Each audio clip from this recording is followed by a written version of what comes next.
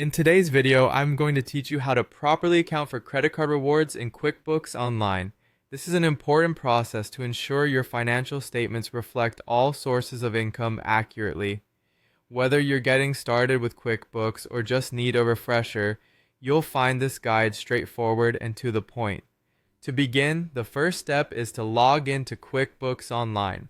Open your preferred internet browser, such as Chrome, and type in quickbooks.intuit.com. Once you're there, sign in using your account credentials. This step is crucial as it gives you access to your business's financial data and tools, setting the stage for everything we'll accomplish today. Next, we'll create an income account specifically for credit card rewards if you haven't already done so. In the upper right corner of QuickBooks, you'll see the gear icon. Click on it, and from the drop-down menu, navigate to Chart of Accounts under the section labeled Your Company. Once you're in, look for the New button, which is also in the top right corner. Clicking this allows you to set up a fresh account. Here, for the account type, pick Income, then move down to the Detail type where you should select either Other Primary Income or Miscellaneous Income.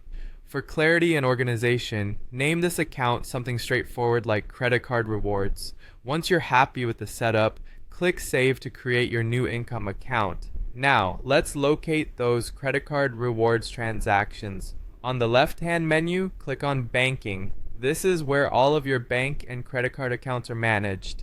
Select the credit card account linked to your rewards. You'll want to scan through the list and spot those transactions related to credit card rewards.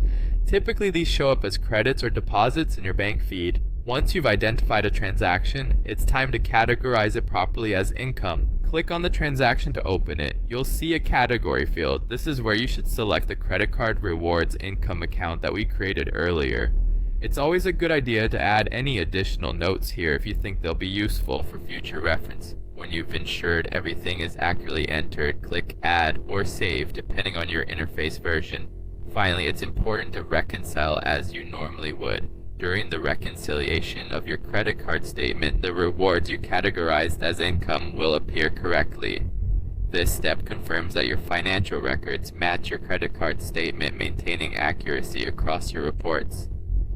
By following these steps, you ensure that your credit card rewards don't just disappear into the digital ether, but are recognized as a legitimate income, bringing clarity and precision to your business's financial health.